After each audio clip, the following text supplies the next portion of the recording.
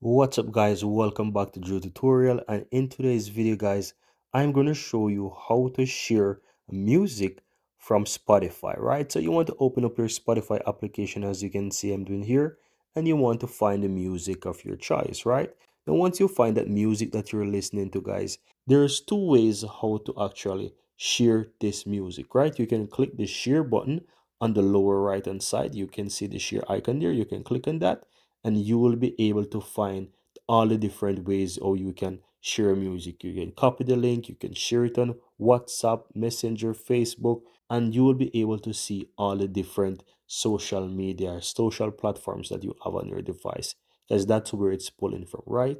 So that's one way how to do it. The second way how to share music from Spotify is by clicking the three dots on the upper right hand side. Then you also have the option to share, which is the fourth one from the bottom in the list there. So you want to click on that, and it also allows you to share to various different social platforms within your phone. So that's how you do it, guys. Very easy and very simple.